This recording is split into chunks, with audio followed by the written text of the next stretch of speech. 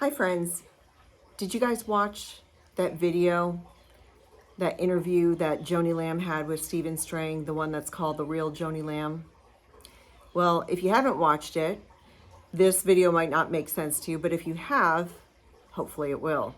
So that's what I'm talking about today, is that recent video that they posted of the very well rehearsed, very well scripted interview that Joni Lamb had with Stephen Strang. And it is entitled The Real Joni Lamb.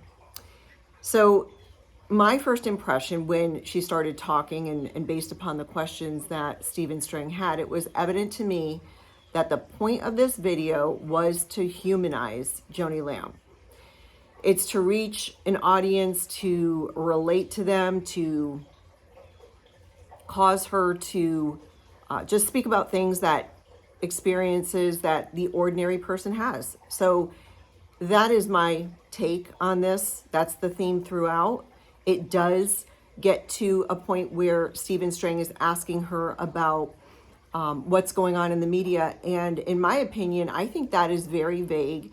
And you'll see why, because of statements that Joni makes that would cause a reasonable person to believe that she has no idea what's going on, because she claims that she doesn't listen to or watch any podcasts or any YouTube. And then that would mean that she has absolutely no personal knowledge. So in the legal world, if this is somebody that I was deposing and they say that they don't watch anything, so they don't know what's out there, and then they're making statements about what's out there would be an objection, lack of personal knowledge. And so there's also that, as you may recall, and I'm getting ahead of myself, but I talk about that also while I'm commenting on the video. As you may recall, when she was recounting on her show, The View, I refer to it as The View, and I think that there was another video that she said it was, if you only knew the whole story, I think it was in there, where she talks about what happened allegedly at the beach house with Pete walking in on the baby lamb who's in the house, in the room, and she is fully unclothed. And she's recounting it as if she was there, and we know she wasn't. According to Susie and John, well, Susie, she said that Joni was in the basement. So let's get started here. So, you'll see throughout, if you haven't watched it yet, when I'm talking about Stephen Strang. He talks about these attacks, and then throughout she said multiple times that she has not watched or heard anything. She hasn't heard any of it. So those are just ridiculous statements. And so he starts out by saying, you've been through a lot of storms. What motivated you to write this book? So they're talking about a book, because in the book she recounts her storms. And I believe that the book that they're referencing is after Marcus died. So at the onset here, you can see the book in the back. It's blurred out. And interestingly, I found she was kind of blurred out. And it seemed as though the microphone that was in front of her was in focus, but she was blurred. I don't know if that was intentional. It doesn't matter. It's just, I found that a little bit strange. It appeared to me when they panned out, I could see that she was holding a phone in her lap. And that becomes interesting, because later she talks about, if you could see what's on my phone. And so I'm like, well, just pull it out, because she has it on her lap. So Joni starts out when Stephen Strang makes that comment about, what she's been through, a lot of storms. And she talks about everybody's been through storms. They've either been through one, going through one, about to go through one. And as long as Jesus is on board, we can make it through it. And so he tells her that her name is a household name, and she's, looked at as glamorous on TV. And he says, but you didn't start out that way. And then that's how he segues into getting her to talk about her early life. And so she starts telling us about how she grew up, where she grew up, and that she says that she had amazing grandparents. She grew up in a Christian home, and that one word that describes her life is surrender. and that she goes where God tells her to go. And then she's talking about when she got saved, and she references an instance when she was 6 and her friend was annoying her and she pushed her off a swing, and the friend's mother comes out, and it seems as though she's talking about how she got saved there, but it was really unclear. She's confronted, she lies to the mother, then she admits it, but we don't really know exactly how she got saved there. But she does have a common thread in that she boasts about her family. That's fine. You know, we all boast about our family, but we'll see that as a common theme throughout this video, throughout this scripted interview, where she boasts about herself. And she does that by referring to what people have said, what people have told her, what people say about her. So she talks about that she has never gone off God's path. And I found that was interesting. And what she says is, if we're honest, we can, that's not what she says. This is what I'm saying. If we're honest, we can all say that we've likely veered off the path slightly or significantly. But what she says is she's always known and served the Lord, and she's never went off the path. And I think that's a bold statement. Am I nitpicking? Maybe, but I found that interesting. To me, it seemed as though she was telling us she's righteous and godly without telling us she's righteous and godly. Again, this is a PR stunt, okay? It's scripted, it's rehearsed. The focus is about humanizing her. The reason is to tell us about her and how godly and righteous she is and why we should believe her, without saying, you should believe me because. That's my impression. That's what I was left with after I viewed this video. She talks about when she's young, about 19 or 20, that she's in a relationship with a young man pulling her down, and her conversation with the Lord about it, and essentially that she wrote the Lord a letter, and the Lord confirmed it, that he's not the one for her. And then she talks about going to a revival meeting, and that's where she meets Marcus. So a big chunk of this back and forth is about her, well, mainly her side, is about her talking about Marcus and how they came up, how they met. And interestingly, when she says that she met him at this revival, somebody was asking about her, and she says, oh, the person said she comes from a great family or a godly family or something like that. And again, that's another area of boast, that she has to establish who she is. So she talks about their beginnings in television. They had small beginnings. They had big dreams. They went to Israel. They moved around. They were traveling. And so she also talks about the individuals that were close with Marcus that I thought was very interesting. She talks about Perry Stone and Jensen Franklin, and she talks about them starting out the same way. Well, that kind of cues us in as to why there's this, camaraderie, so to speak, or just they're on the same page with Perry Stone, how he comes out and he's, excuse me, he's speaking out against those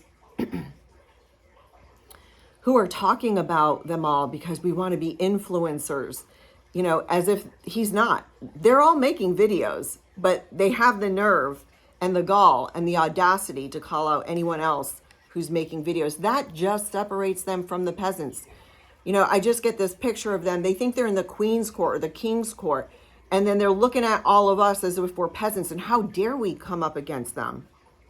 Just my impression. So she goes on, talks about how he, went to school. He did very well in school, very good with his money, all of these things that are very nice about Marcus. And then we get to, they're building their channel. They talk about how they came up with the name Daystar. And then Stephen redirects her. And he says, let's talk about the storms you've been through. He says this a few times. He doesn't cut her off. He doesn't stop her and redirect. He does eventually after she's gone through quite a bit. I feel like that was a scripted, and that was what they were to talk about.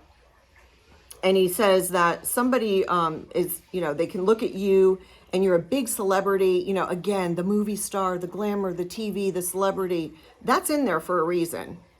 It's going to speak to those that look at that and remember, that's why we listen to these people. That's my impression. That was the impression that I got from him saying that. But it also could be, he's saying that, well, these people could be looking at you like you're up here, but, based upon what you said and what you shared, you're really just like them. So again, I think it's speaking on a couple different levels and trying to relate her to the average person. So she says, I don't think of myself as a celebrity. And here she says, people say, you'll see that a lot with Joni. People say, people have told me, what did so-and-so say? You'll see that a lot with when she does make a statement. People say, you are exactly the same person on TV as you are in person, she says. And she says, that's the greatest compliment. Well, I think that she's saying that to place herself in a good position. And she's saying that because it's in direct contrast to what we've heard. Remember, Laura Lynn talked about the phone call she had with Joni Lamb after she went public and said she was going off Daystar. Laura Lynn said that. And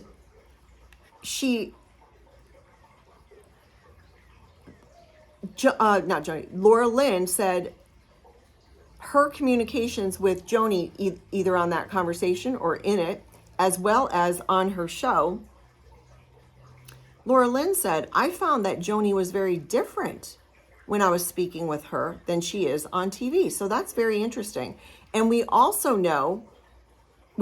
have heard, so it's direct evidence, those recordings of her saying, submit, I'm not going to allow you to have any time to pray, and calling Susie a pathological liar and saying that she's got her husband by the you-know-what. That is not what she's saying on TV. So she is not, clearly not, objectively, because we have the evidence, she is not the same person. So they put that in there for a reason, I believe, to counter what's been said. They want people to think, oh no, I'm the same person on TV as I am in person. And we also know, that bolstering that she does, that propping up, in those recordings, she would regularly call out Jimmy Evans or Tom Callender. What was it that you said to me before? You said that scripture, that verse. What was it again? And talking about, in the context of when she was spiritually abusing Jonathan and Susie, she wanted more people to get on her bandwagon and refer to these prophets that we know and trust. You'll hear that a lot. We know and trust them. I think she even said that in here. We know and trust these people. And it, again, just so scripted, so self-serving. She felt this is necessary because she's trying to paint a picture of herself that's different from what other people have said. So then he says that they're talking about lawsuits. So then she says that by the time that she wrote that book that they're referencing and that Marcus graduated, we had 40 lawsuits and we won all those lawsuits. Well, I know that the 3 where they claimed that they were being extorted, but that was a lie. They had to deal with lawsuits. They were being sued. Daystar countersued them and the suits were dropped. Now, that's all we know. Could they have ended those because a settlement agreement was made? Yeah, I mean, that's what I do for a living. We end up resolving a lawsuit by entering into a settlement agreement. So these 40 lawsuits, that's 3 that I know of. And I think there was another one with somebody. Yes, there was somebody that sued for wrongful termination because Joni was telling that person that she couldn't be married or wasn't in agreement with the relationship, controlling that person's life. So I don't know what happened with that, but I'd like to know what happened with all these 40 lawsuits. Did you really win them? Did you go to trial and actually a jury came back with a verdict for you, or did you settle them? So what are you referring to? And we know from Lisa Anderson, who was the executive assistant, after they had those 3 lawsuits, that they called everybody down and chastised them and said, if any of you think that you're going to sue Daystar, you've got another thing coming, something like that. I mean, how reprehensible is that? People, even in your own businesses, if you're in secular employment, can you imagine your employer saying that to you? And this is a Christian, alleged Christian organization. It's unbelievable. We're watching this stuff come out, and it's so unbelievable. I get it. Some people are like, I just can't deal with it. I don't want to see it anymore. That's fine. They're just not cut out for it. They don't have the stomach for it. But mainstream media is not covering this. We have to cover this. The people that are sick of this, that are a part of the church, and we can clearly see what's going on, and the manipulation and the cover up and the abuse. And we're not the ones that's ruining the body of Christ. We're not the ones that are being divisive. You're the ones that have done these things, and shame on us for calling you out.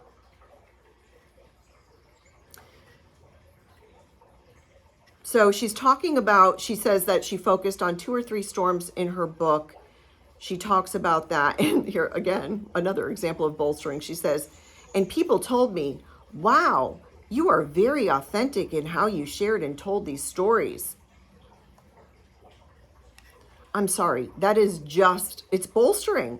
Again, referring to what somebody else said to her, trying to make her seem like she's authentic, she's real, she's relatable. That's the impression I got through this.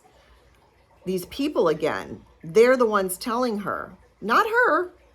She's telling us she's authentic without telling us she's authentic by saying that all of these people, who are all these people? She's trying to connect to anyone here.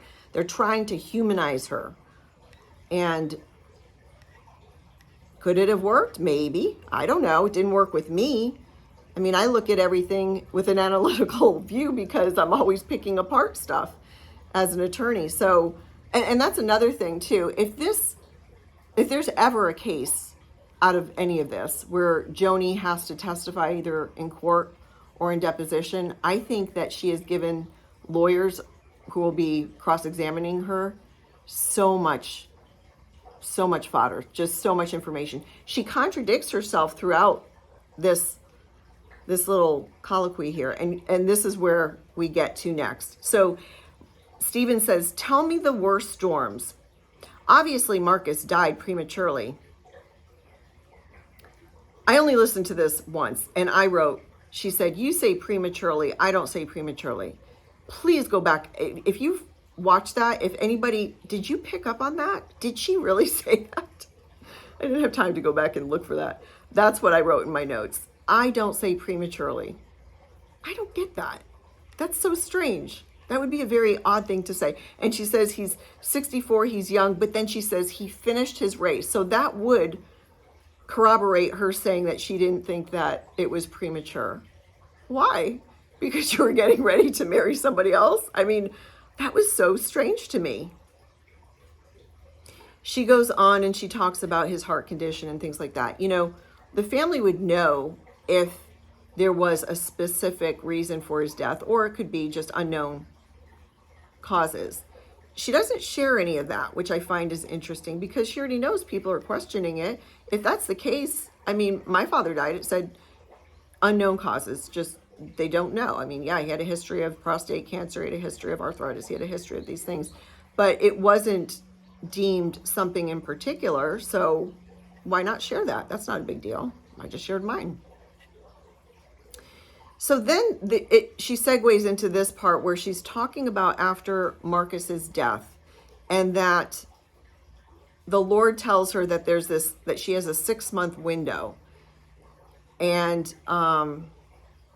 she has to get her house in order in 6 months. I found that strange too. She's also talking about how she cried so much, which I think, and I am not at all saying anything about people that grieve. Of course we are to grieve. But I think that in the context of, people have pointed out that she went right back to the studio within 4 hours or so, and she was on air after Marcus passed. And I think that in that context, if she could do that, and some people, they just rise up to the occasion, they can go do it. But she was talking about how she cried so much, she had something going on with her left eye that it didn't drain, and the doctor said, you're not supposed to cry that much.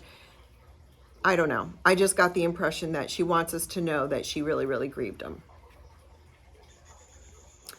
So then she's talking, about this 6-month process, and that the Lord's telling her that she has only 6 months. That's the way it sounds like to me, how she's explaining it, that she only has that amount of time to get her house in order before he heals her heart. And so it's in the context, to me, it's signaling that welcome in Doug Weiss, and that she's going to have a new love interest. That's what it sounded like to me.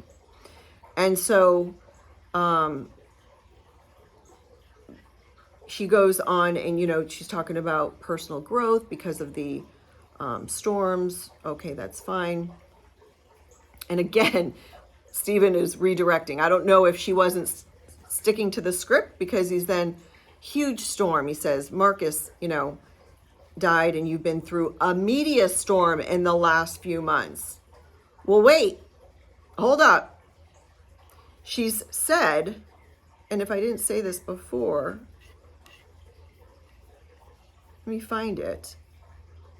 I thought she said early on, and I bolded it, but if I didn't, I'm going to find it. No. Okay, I'm at that point. I thought she had said it early on. Based upon my notes, this is when she starts talking about where, this media storm, he's asking her about that. And she's saying that she's never listened to anything. She doesn't watch anything. And you're going to hear her say that at that point when he's talking about that. And so she talks about these storms, how how does a diamond become a diamond, things like that. And she doesn't correct him when he says a media storm. Based upon her statements, if she's not watching or listening to anything, how does she know that's going on? I mean, obviously she has the direct knowledge of her son leaving. They fired him, and perhaps they've had communications after that.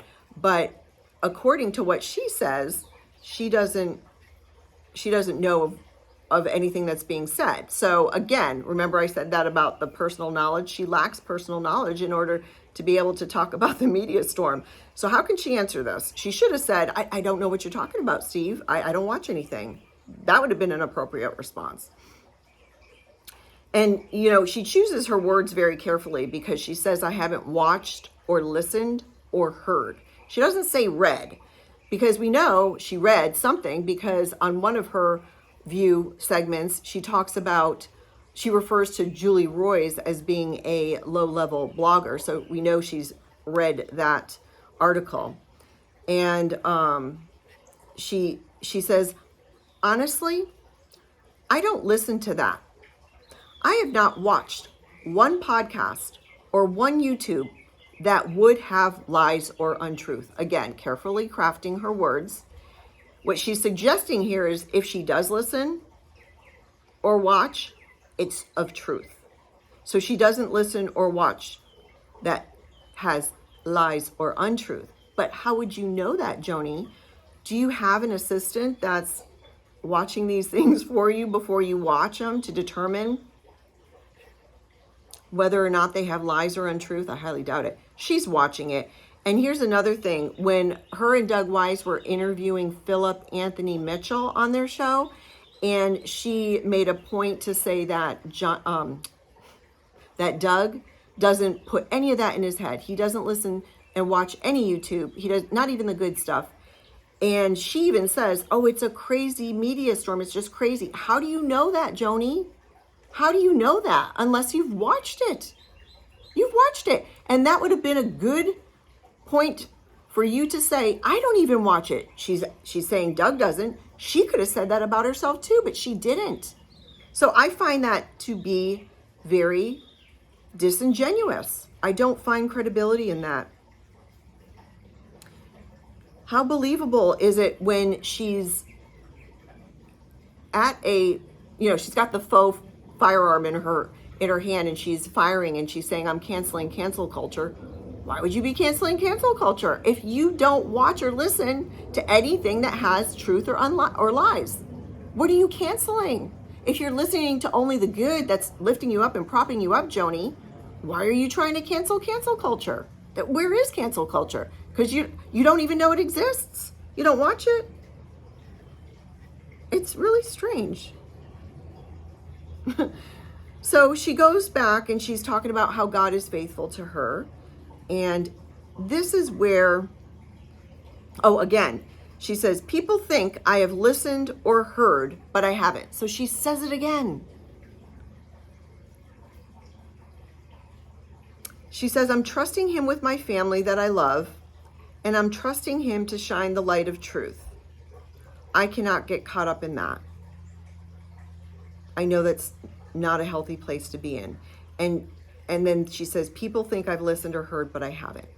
I get the impression that maybe hasn't listened or heard anything about what her son is saying. I don't know, because my note is right after that. So all she says about that is she's trusting him with her family that she loves.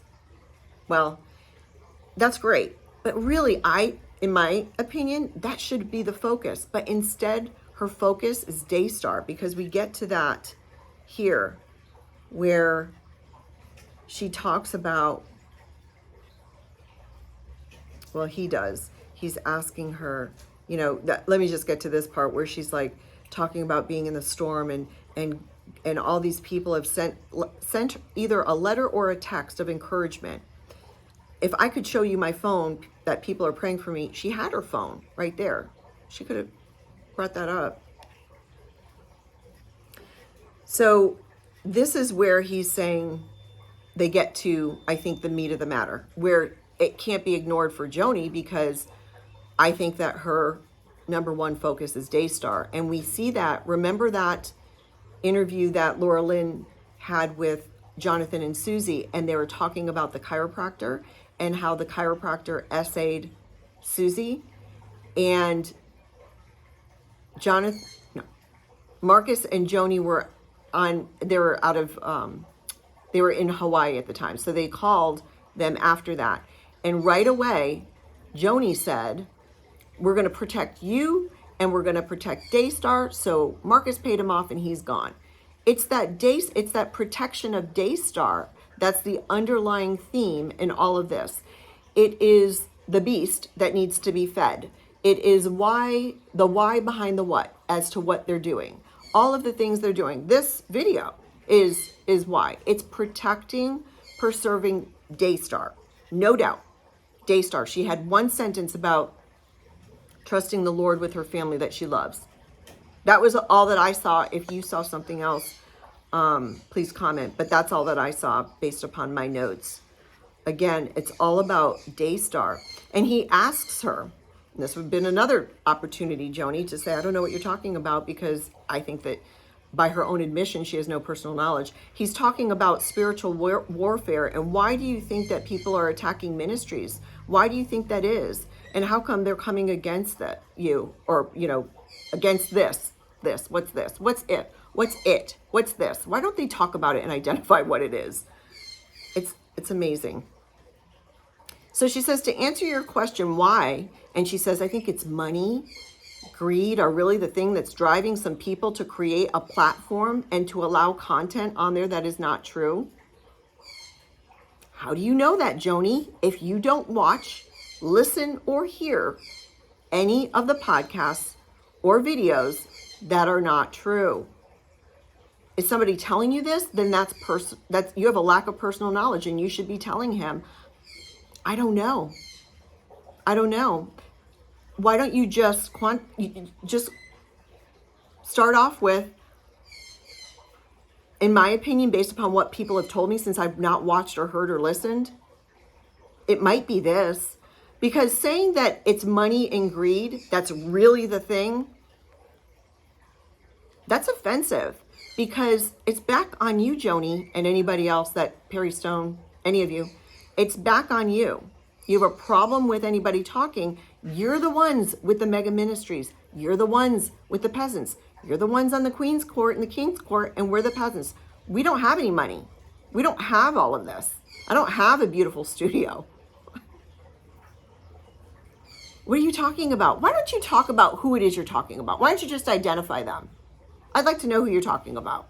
Who are these people? It's after money and greed. It's not me. Oh, I know I'm too much of a peasant. I'm sure you don't know who I am. But anybody else, other big, there's other people out there. They have a big following. Are you talking about them? Why don't you just name them?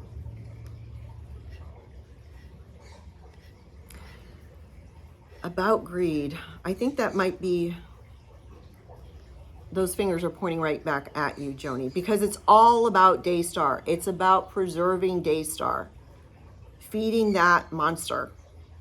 That's what I think it is. So then lastly, they're talking about, this was so well scripted, how they had to end on the note of all what Daystar has done. It's increased, and it's in every nation. I don't know what she says. I just put the comment here that she was talking about the increase. There's over 65% increase in salvations in 2024, saying 60 to 80% more calls in 2024. That is because of the secular networks. They're proud of that. They've sent millions of dollars to Israel. Daystar is the only Christian station that has a platform in Israel.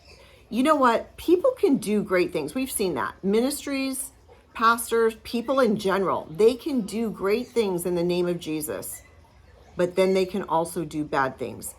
It's conflicting realities, or it's multiple truths that are going on at the same time. You can be a good husband to your children, to your wife, but you could also be cheating on your taxes, or, embezzling money at work. That's what's happening here. I'm sure that they've done good things. Absolutely. I believe that they had the right intention. But that doesn't negate the fact that you're covering up. You've abused your son. You did not have a Christian environment. You've abused people that work there. You do not get a pass because you've done good things in the name of Jesus, and we can now cover up and let's just brush that under the rug, that you treat people horribly, and that you fired Jonathan, when we now know that Marcus Lamb's dying wish was that Jonathan would take over right away. And then she says there's an expiration date on this storm. I don't think so, unless you repent, unless you are restored to Jonathan and Susie, not only to them, but publicly. I think that the storm is going to continue, because that's what people are looking for. You have to right a wrong here, not dig in your heels and go on this show and make a video where all the focus is on Daystar. I think people are going to see through it. You contradict yourself throughout this interview, scripted interview, and that's what I saw. So let me know your thoughts. At the end of the day, this is going to we're not going to stop. We're going to keep talking, because the people that we thought might or should, hoping would, are not. And not only are they not taking the stand against what these friends of theirs have done and covered up, they're going on and bashing people that are talking, which is really making it horrendous and disgusting. And it doesn't look good on them, because we're in the middle of it right now, so sometimes it's hard to see. But at the end, even months from now, even any of you that might not really see what's going on, I'm not going to see everything either, but as there's more and more exposure, as we process more and more and talk about it, because we have a collective group of people we all have a unique perspective, experience, and we can all bring to the table different things, different points. all the time when after I do a video, people will comment and they'll bring something up. Oh, I missed that. Oh, I didn't consider that. That's a great point. That's how we learn. That's how we grow. And that's how we are going to expose this and remain on these topics as additional information comes out. So that's all I have to say about this video. If there's something that I missed that you thought was important, please point that out. And I will see you in the next video.